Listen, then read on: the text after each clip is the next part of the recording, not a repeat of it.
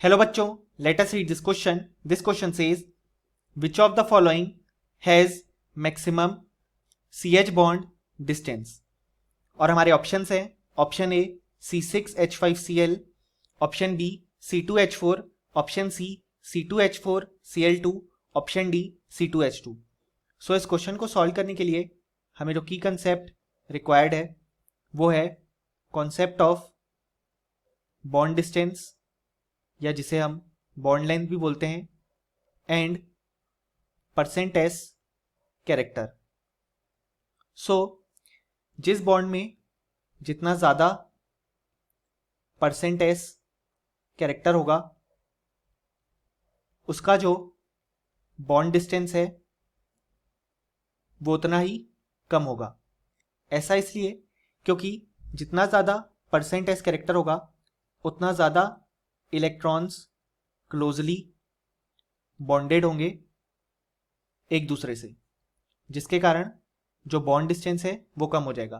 क्योंकि हम जानते हैं जो एस ऑर्बिटल होता है उसका जो नेचर होता है वो होता है स्फेरिकल नेचर, यानी कि अगर परसेंट एस कैरेक्टर ज़्यादा है तो वहाँ पे स्फेरिकल नेचर ज़्यादा होगा और वो ज़्यादा पास पास होंगे, जिसके कारण इलेक्ट्रॉन्स क्लोजली बॉन्डेड हो जाएंगे और उनके बीच का जो डिस्टेंस है यानी कि जो बॉन्ड डिस्टेंस है वो कम हो जाएगा. अब हम हमारे ऑप्शंस चेक करेंगे. सो जो हमारा ऑप्शन ए है वो है C6H5Cl, जिसका स्ट्रक्चर कुछ इस तरीके से हम ड्रॉ कर सकते हैं कि यहाँ पे benzene and then attached chlorine. So यहाँ पे हम जानते हैं बेंजीन में जितने भी कार्बन होते हैं उनका जो हाइब्रिडाइजेशन होता है वो होता है sp2. सो यहाँ पे जो परसेंट एस कैरेक्टर आ जाएगा वो आ जाएगा 33.33%.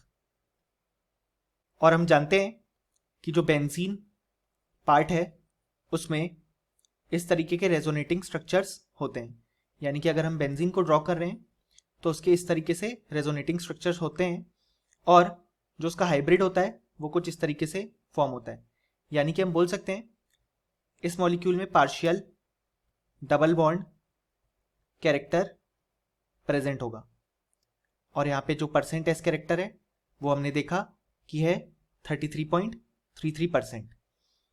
अब अगर हम हमारा ऑप्शन बी चेक करें तो वो है C2H4. सो यह एथीन मॉलिक्यूल जिसका स्ट्रक्चर कुछ इस तरीके से हम ड्रॉ कर सकते हैं. जो हाइब्रिडाइजेशन है वो यहाँ पे भी sp2 है क्योंकि कार्बन ने 3 बॉन्ड फॉर्म किए. So number of bond pairs हो जाएंगे 3 और लोन पेयर तो 0 है, सो स्टेरिक नंबर आ जाएगा 3, यानी कि हाइब्रिडाइजेशन है sp2.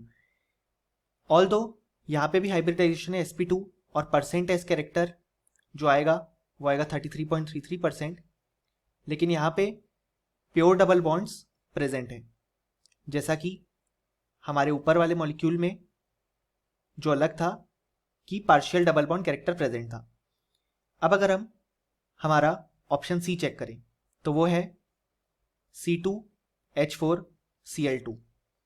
सो इसका स्ट्रक्चर कुछ इस तरीके से हम ड्रॉ कर सकते हैं. CH, यहाँ पे Cl, यहाँ पे H और Cl.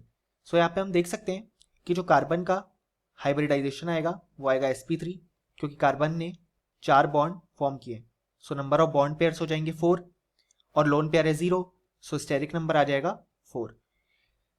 सो यहाँ पे जो सारे बॉन्ड्स हैं वो सिंगल बॉन्ड्स हैं.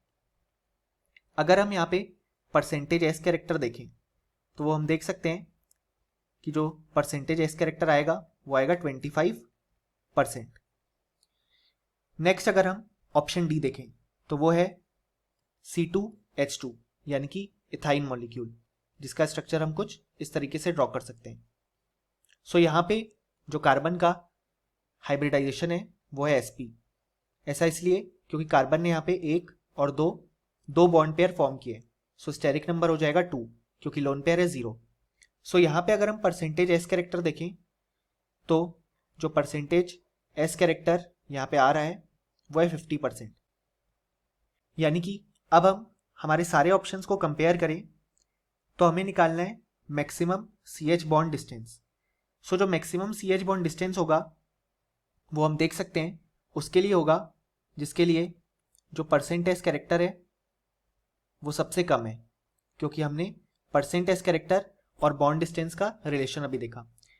तो हमारा जो ऑप्शन सी है उसमें जो परसेंटेज कैरेक्टर है वो सबसे कम है, यानी कि इसके लिए जो बॉन्ड डिस्टेंस होगा वो सबसे ज़्यादा होगा। सो हमारे लिए जो करेक्ट ऑप्शन हो जाएगा वो हो जाएगा ऑप्शन सी।